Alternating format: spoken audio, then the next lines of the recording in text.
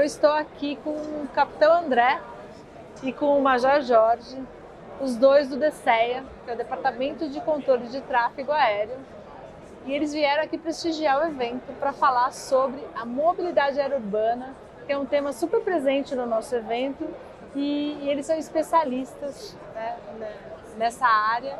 E aí eu vou começar aqui, Capitão André, falando um pouquinho sobre... Eu vou te perguntar, na verdade, antes da gente começar com a nossa pauta, muitas das pessoas que estão nos acompanhando não sabem o que é o DCEA e qual é a responsabilidade do DCEA.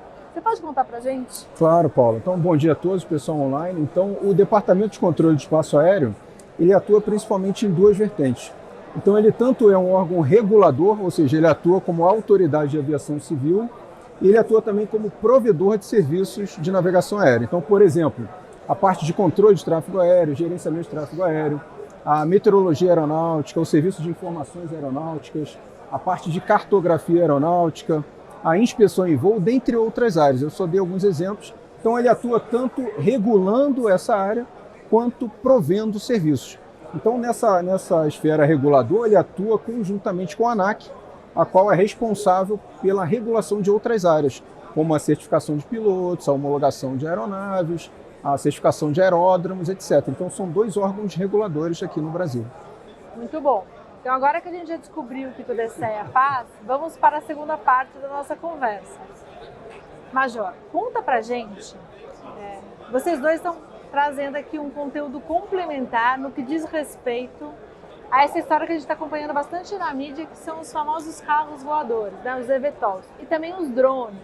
A gente vem aí acompanhando na mídia, como é que isso vai se dar, a entrega por drones, como é que vai se dar o carro voador, né, o eVTOL, quanto isso vai impactar na vida das pessoas, o quanto esse tipo de transporte de modal também é sustentável. Então, são várias questões, dúvidas que o público, de forma geral, que não está envolvido diretamente com esse negócio, que eles têm. Então, eu queria que você contasse um pouquinho, Major, como o sistema UTM, explicar o que é o sistema UTM e como é que ele vem para fazer com que esse ecossistema de drones realmente se desenvolva no Brasil. Uma excelente pergunta, Paulo, como sempre, né? Bom, a gente precisa primeiramente entender que hoje já existe um sistema muito bem estabelecido chamado sistema ATM. Ele vai do solo até 60 mil pés, como o André muito bem disse, o DCEA ele é o responsável por prover os serviços nesse ambiente ATM. Com o advento da tecnologia drone delivery nas grandes cidades, nós precisamos pegar parte desse espaço aéreo e delegar à indústria com os seus operadores para que nós possamos estabelecer um fluxo de aeronaves não tripuladas nesse ambiente de forma segura e escalável, que são os drones delivery nas grandes cidades, nos centros urbanos. No Brasil, isso vai do solo até 400 pés de altura, aproximadamente 120 metros. A partir desses 120 metros, continuaria novamente o DCEA provendo o ambiente ATM de forma como vem fazendo há quase 80 anos. E a isso soma-se, num futuro não muito distante, os carros voadores, os eVTOL, que a partir de 400 pés até uma camada que não se decidiu, né, André, ainda, a gente vai colocar então um outro sistema chamado UAM, que é o Advanced Air Mobility, ou Advanced Air Mobility, na verdade. Então, basicamente, seria essa a ideia inicial. Muito interessante. Aí, então, voltando aqui, falando um pouco do tema dos drones e para os carros voadores, que é a mobilidade aérea urbana, Capitão, tem muita gente que diz que essa é uma realidade muito distante. Eu acabei de conversar com o comandante Quito da Gol, que disse que não, que em 2025 a gente já vai ter uma operação, que o eVTOL já é uma realidade. Falando um pouquinho do desafio, que é o controle de tráfego aéreo da mobilidade aérea urbana, e também do outro desafio, que é a aceitação das pessoas para que isso aconteça, qual que é o papel no DCEA nessas duas frentes, né? Tanto na parte da regulação, quanto também nesse entendimento de como isso vai se dar no contexto urbano? Excelente pergunta, Paulo. Essa pergunta vai ajudar a esclarecer para muitas pessoas, né, como funciona isso. Então, se trata de um novo modal aéreo. Então, alguns fazem uma analogia com o carro voador, outros fazem uma analogia com, mas isso é um novo tipo de helicóptero. Então, eu preferiria chamar de forma mais genérica um novo tipo de modal aéreo, onde inicialmente as pessoas poderão se locomover dentro de um ambiente urbano que é onde há as maiores demandas hoje em dia, né? Mas futuramente, com o avanço dessas tecnologias, que a gente tem recebido feedback da indústria, onde há uma perspectiva de que, a partir desse incremento da capacidade das baterias, essas aeronaves possam alcançar destinos mais distantes. E, além disso, tem o fator escalabilidade. Então, eu posso citar aqui como exemplo informações que já estão divulgadas na grande mídia, tanto da indústria, né, operadores aéreos aqui do Brasil, onde há algo aproximadamente em torno de 500 a 600 ordens de compra de aeronaves eVTOL. Então, não estamos falando de um sonho ou de um ideal, mas de algo concreto, onde há empresas que são empresas líderes no setor aeronáutico atual, que estão desenvolvendo aeronaves desse tipo para a operação real.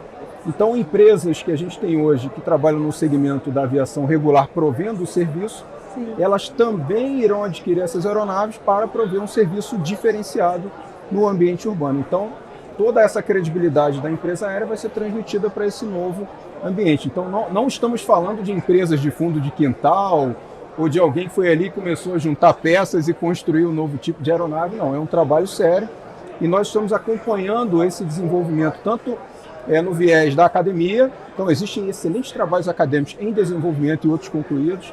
Na indústria, quer entender o que eles estão trazendo de aviônicos, tecnologias, o que se pretende da parte deles, e também dos operadores aéreos, que são aqueles interessados em operar. Então, e no quesito que você falou também da aceitação pública, assim, uma percepção assim, que eu vejo acredito que pelo fato ainda dessas aeronaves ainda não estarem certificadas e voando, prontas por aí, talvez as pessoas, por não conhecerem, tenham essa percepção. Mas à medida que isso for certificado e as pessoas virem esse transporte voando de fato, e entenderem que isso tende a ser tão seguro quanto um voo de helicóptero que a gente tem hoje, acredito eu que essa barreira tenderá a ser reduzida e quebrada. Sim, com certeza. Eu acho que vocês trouxeram um aspecto que é bem interessante a gente falar, tanto no caso dos drones como no caso do novo modal. Gostei bastante dessa definição, porque a gente não leva numa coisa que é futurista, e quando a gente fala de futuro parece que não vai se realizar, né? Certo. Que é o carro do futuro. Então acho que o novo modal, que é o eVTOL aéreo, faz bastante sentido.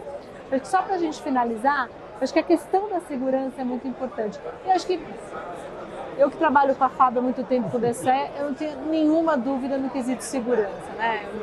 Eu não teria nenhum problema em usar esse tipo de modal, porque eu sei que as organizações que estão por trás da regulação disso são muito sérias, respeitadas no mundo todo, e quando a gente vê um eVTOL, a gente já vai saber que a responsabilidade por aquele modal já está garantida. Mas aí só para a gente trazer um pouquinho da informação para o público, para a gente fechar, com relação à segurança, né?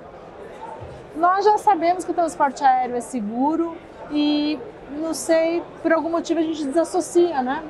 Esse modal eVTOL e os drones dessa segurança que já é percebida pelo público no transporte aéreo. Como que a gente vai garantir, então, a segurança tanto dos drones e depois na sequência do... Excelente pergunta, Paulo. O DCEA, como aviação como um todo, nada se modifica sem uma avaliação do risco muito bem estabelecida, levantamento desse risco, as propostas, as ações mitigadoras. Nesse sentido, o André hoje ele é responsável pelo modal de eVTOL e eu responsável pela parte de UTM. Nós faremos vários testes em ambientes simulados com a academia inicialmente, depois passaremos para os testes reais em ambiente sandbox, ou seja, ambiente estéreo do ambiente ATM como ele é hoje. No momento em que esses elementos estiverem bastante consolidados, nós partiremos para a segunda etapa, que é interagir entre esses sistemas, para garantir essa segurança que tanto você mencionou. É dessa forma que a gente vai trabalhar. Muito bom. O que eu complementaria é que a função principal do DCE como órgão regulador, a base é a segurança. Sim, então, nenhum dos nossos projetos jamais irá abrir mão da segurança. Então, conforme o Major Jorge falou, o DCE acabou de completar 80 anos de existência. Então, a aviação civil no Brasil, ela cumpre rigorosamente os protocolos da Organização de Aviação Civil Internacional. Então, assim como os grandes países que são referência no mundo da aviação, o Brasil faz da mesma maneira. É o mesmo nível de segurança. Então, é com essa mesma seriedade e compromisso que a gente pretende implementar esse novo ambiente da mobilidade aérea urbana, sempre pautada na segurança. São dois extremos, né, que a gente precisa trabalhar. Um é a segurança, que a gente não abre mão, o outro é a viabilidade. Ou seja, quando nós publicarmos requisitos técnicos para essa operação, esses requisitos eles não podem ser tão restritivos a ponto de impedir a iniciativa privada de conseguir implementar aquilo, mas ele também não pode ser tão leniente a ponto de ferir a segurança. Sim, então tem que ter um meio termo que atenda a ambos os lados. Para a gente é um privilégio ter o apoio de vocês.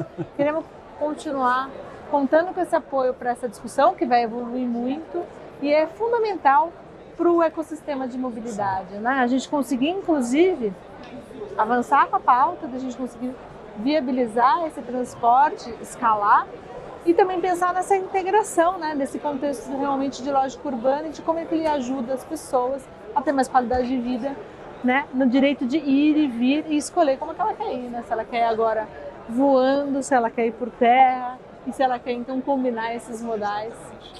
Muito obrigada, Capitão André. Muito obrigada, Major. Excelente, obrigado pela oportunidade. Obrigada.